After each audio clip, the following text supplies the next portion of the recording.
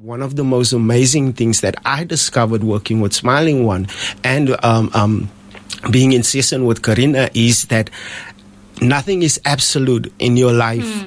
Your pain, your trauma, it can all be worked through.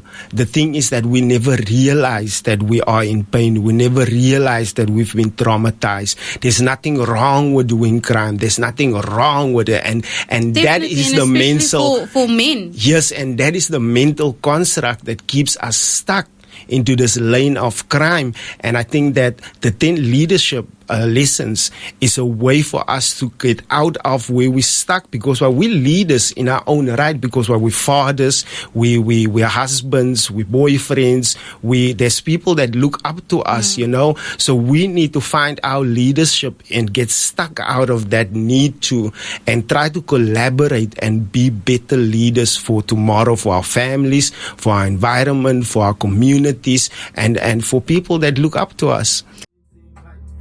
Sad baby, by your girl ain't right. Tell me, is the grip too tight? For your friends to be friends, enemies are enemies, foes are foes, hoes are hoes, those who wear clothes. And I can tell you what the world needs, only show you what my world needs. And I can tell you what the world needs, only show you what my world needs. And I can tell you what the world needs, only show you what my world needs. And I can tell you what the world needs, only show you what my world needs. The world needs love, love, love, love.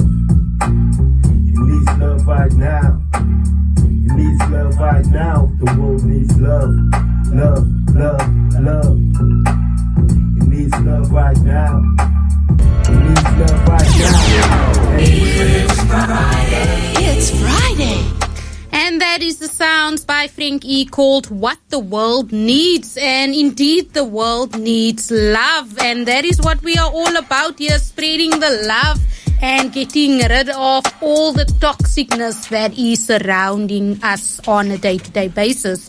So Franklin Esau, also known as Frank E., has trained personally with Karina, the CEO of the SmilingOne Foundation, since 2009, and they are definitely no stranger to Bush Radio. They've been here, they've been telling us about the amazing work that they have been doing, and the SmilingOne initiative has since January 2008 been echoing its impact in South African prisons, challenged communities, and also throughout the Western Cape by addressing one of the biggest challenges that we are faced with, and that is crime. So in 2012, Frank E. was reintegrated back into the society and continued to deepen himself by bringing about change through music. And Karina is also joined, Karina Andersen is also joining him, and she's going to be telling us a little bit more about the book called 10 Leadership Lessons. So good afternoon. How are we today? Oh, we're very good today. It's a privilege to be here. I got so inspired by this song, Franklin. And it's just good to have you guys back to speak to us a little bit more about the phenomenal work that you are doing, because I feel that is important after all, as we can see how or towards which angle our youth is basically steering towards. So, Frank E., thank you again for coming through, joining us, and Karina. So from the last time we were, you basically were here, how would you say you have evolved since then? Definitely, COVID firstly was a wake up. And I think that, not just me myself, but also me and Karina, our organization, has really been elevated, because while SmilingOne has, since the COVID, has went online with all of our courses. So that has been something amazing to work towards. I would definitely say in the music sense, I think that I've grown also by being impacted by the situations around us, by our environment, and just the way the world is steering. And I was thinking about my music, you know, because why in 2009 when I met Karina, I told Karina that I'm not going to change my message. This is who I am, you know.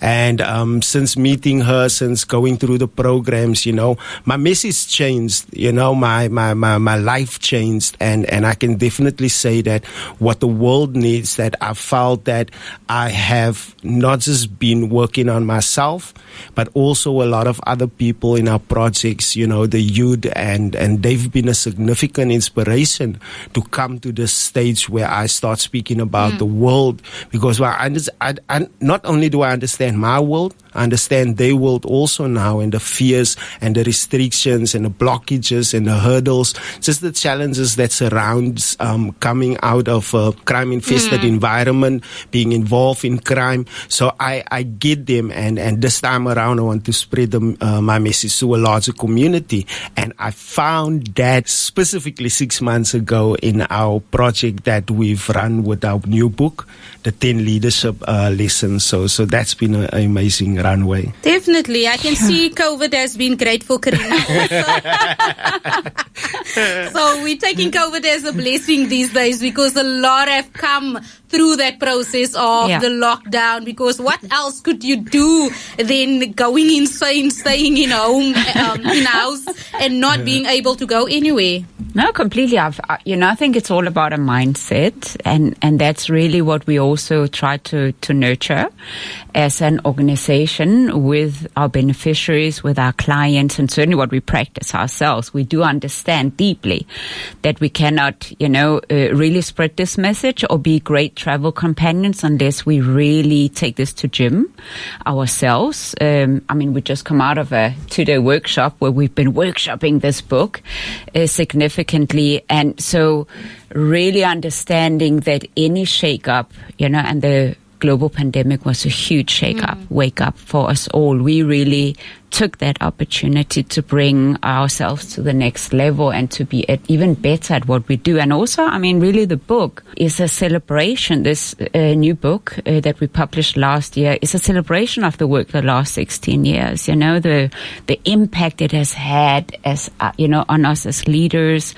on our clients. And so first and foremost, this book is really for those who have traveled with, honoring them and their journeys and the courage it takes to undergo shift and change, 100%, and I agree with you very, very, very much, like 100%. And just to touch on what Franklin or Frankie, what do you prefer? Either way, that's how the world goes. Because the stage name is Frankie and your name is Franklin.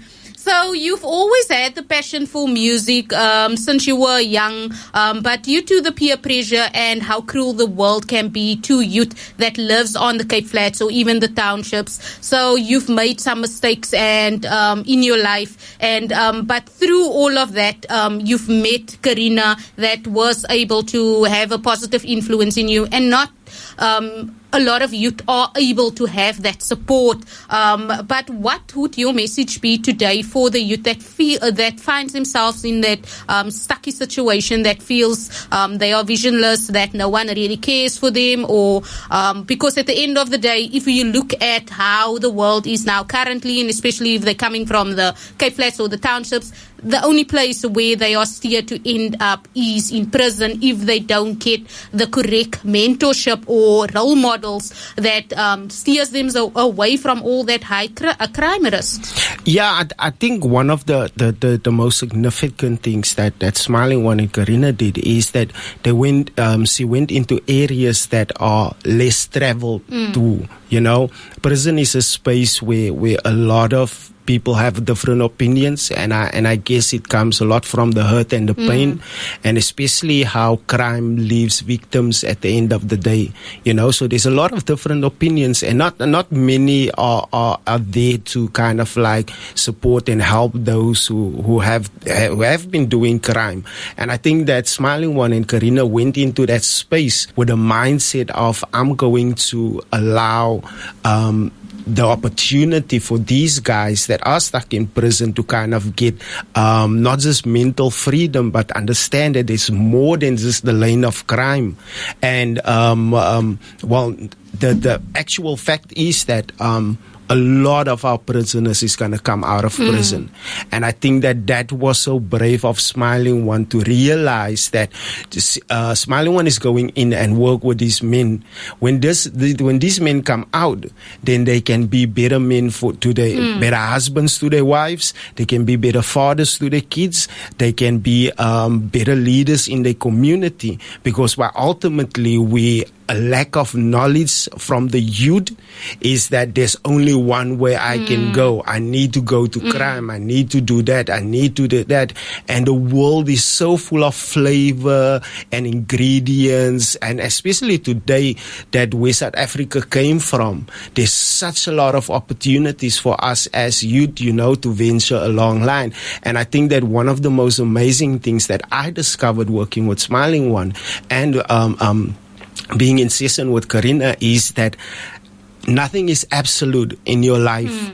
Your pain, your trauma, it can all be worked through. The thing is that we never realize that we are in pain. We never realize that we've been traumatized. There's nothing wrong with doing crime. There's nothing wrong with it. And that is the mental... For men. Yes, and that is the mental construct that keeps us stuck into this lane of crime. And I think that the 10 leadership lessons is a way for us to get out of where we're stuck, because we're leaders in our own right, because we're fathers, we're husbands, we're boyfriends, there's people that look up to us, so we need to find our leadership and get stuck out of that need to, and try to collaborate and be better leaders for tomorrow, for our families, for our environment, for our communities, and for people that look up to us. Definitely, and it's always wise for someone that's been through that process to speak or tell your journey, because it's easy for me to say, but I haven't gone through what you have gone through. So who am I to tell this youngster, listen, don't sit on the corners or smoke weed and so forth. I know nothing about that. Like, their struggle is different towards my struggle. So they are just gonna, oh yes, just because you work on the radio, now you feel you can come preach for me. But I haven't walked that path, so I don't really know what they are going through. Whereby you have gone through that, so it's more likely they're going to listen to what you have to say than what I have to say. And just listening by what you have stated, like, there's a lot of prisoners coming out of prison, and this is where the problem basically lies. And maybe Karina can touch on that, where it comes down to integration, like coming back into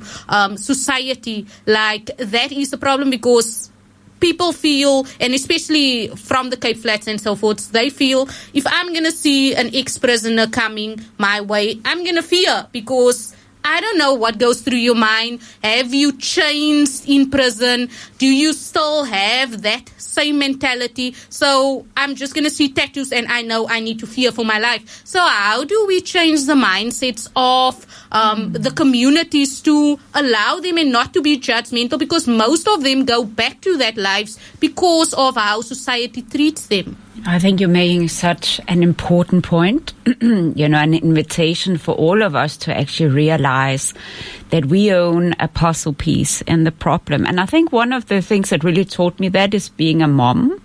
When I started to own up to the role I played in harming them with my behaviors. Back in 2008, I was still, dealing with a lot of, anger and control and stuff. And that's what our journeys, with our programs and value-based leadership does, this new book as well.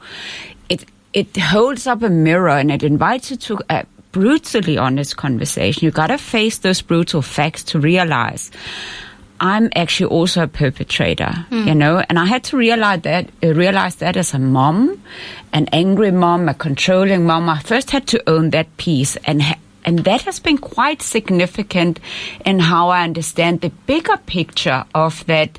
If I'm not also seeing the human in a person, I'm actually not allowing for growth, and we need to help establish enabling platforms. And yes, actually we all do stumble. So by owning our own stumbling, see our own humanity, we can begin to have a greater conversation about our shared humanity. And we can then begin to say, okay, so how can I help? Where can I support? What can I do?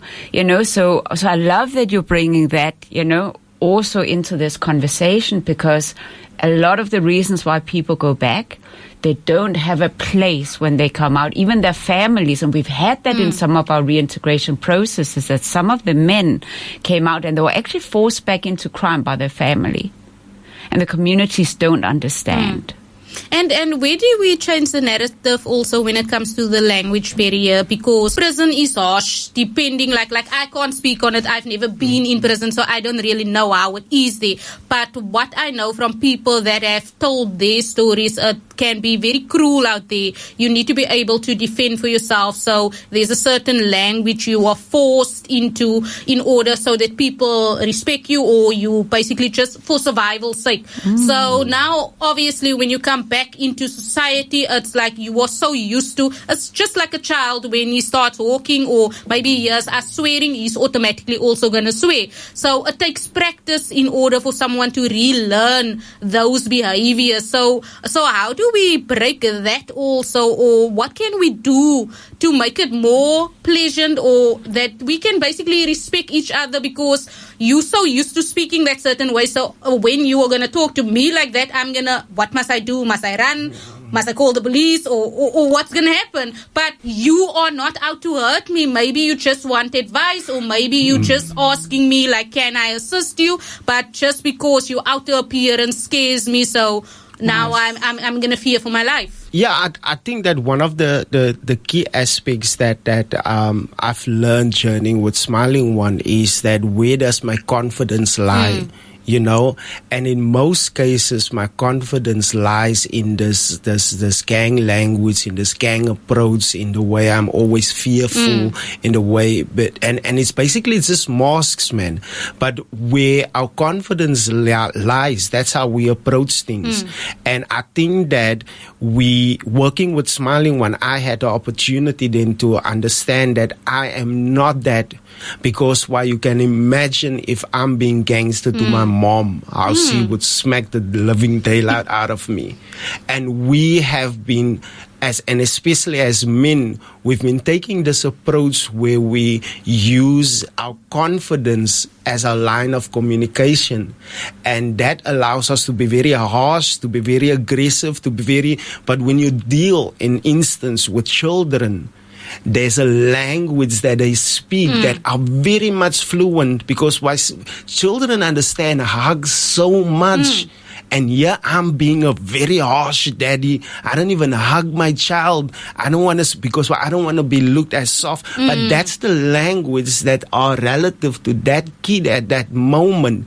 And I think that if we as people can start coming down from our pedestal as the ones that I've created for myself, because it was egoistic, it was fear-driven, I was trying to protect myself. And I learned this by venturing along with Smiling One, that there's a language that all of us as humans can relate to, and that kindness and that softness and that gentle approach is sometimes that we miss in our character. And I want to invite, especially because why the 10 leadership lessons also invite us as leaders to start being softer, to start being kinder, because why when we stand on that stage of leadership, we are harsh, we are controlling. It's just about numbers. It's about the underlying data. It's about getting things done. And if we use that language to connect to people, that softness, that kindness, that building a space to listen and to understand, that's where we can really break the barriers of the cycle that allows for abuse, disengagement, disconnect, absent fathers. So I think that even, and I can only speak from a man's perspective, that we need to become softer and kinder and understand that, yes, I'm not saying become a sissy.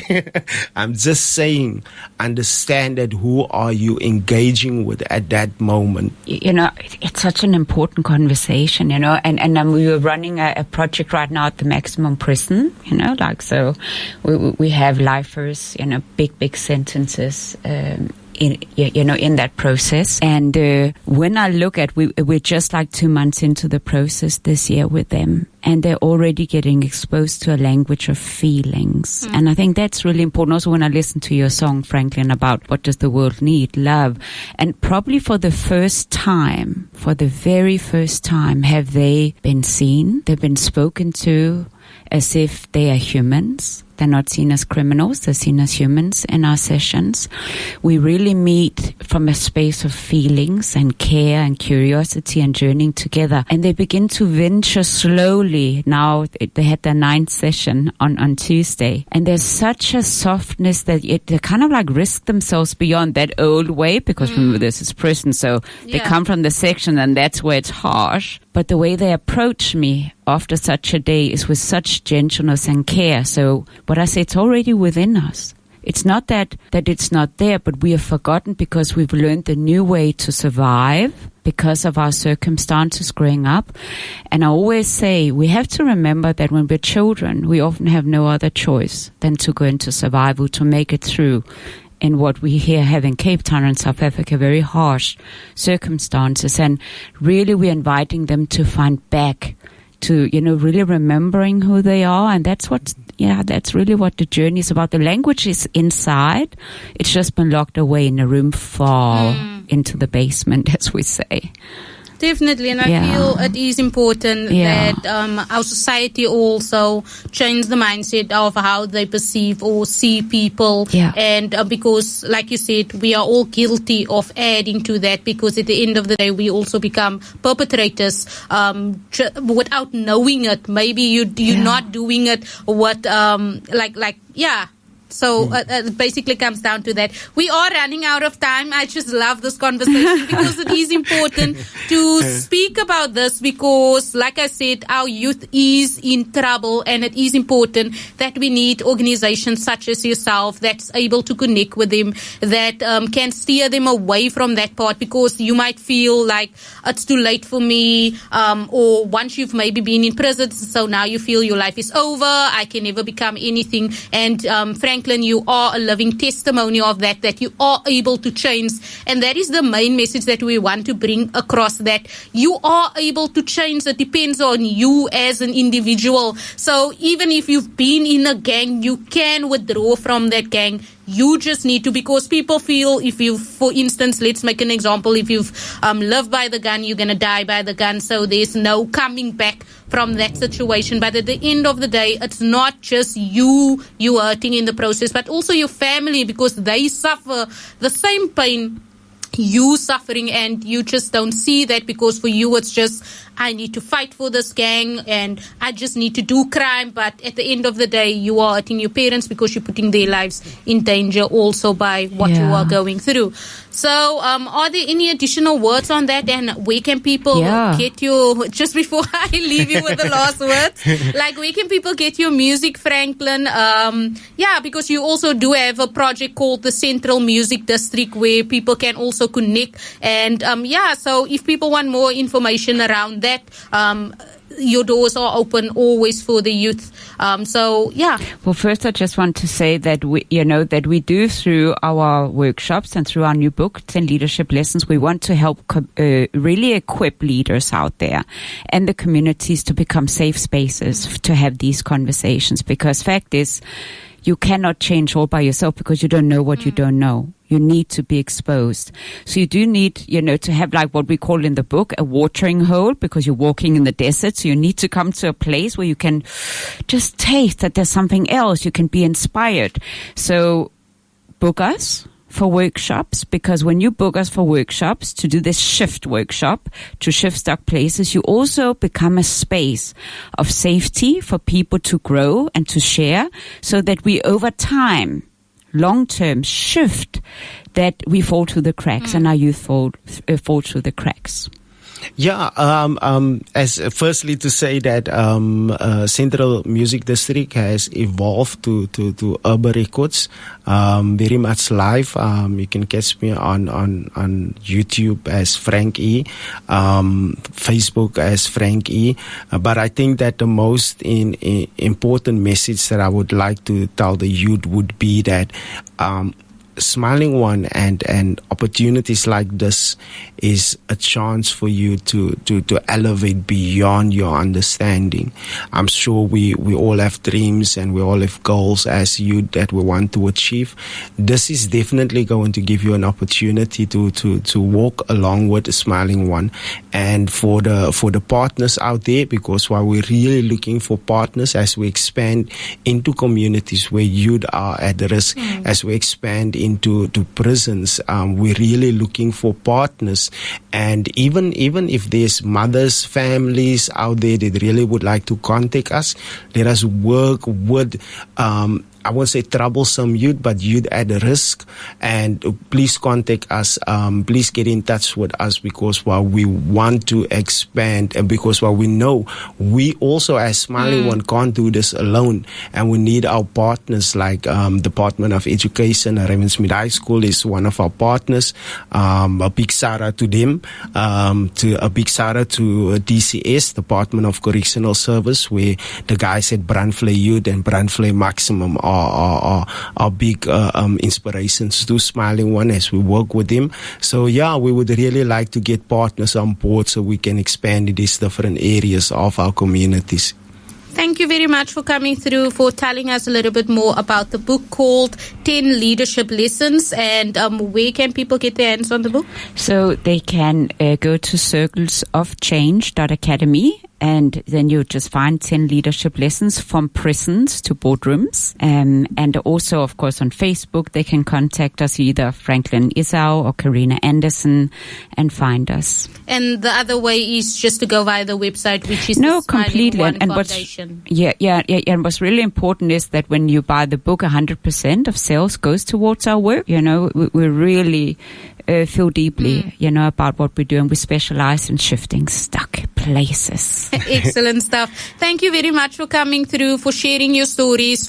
I hope your message didn't fall on deaf ears today, like a lot of youngsters took in what you said, and that there is help available, that they don't need to live the life that they see. That isn't the only thing that they can expose themselves to. There is bigger things that they can do in life if they just change their mindsets and become more conscious about what is happening around them. So again, thank you very much for coming through.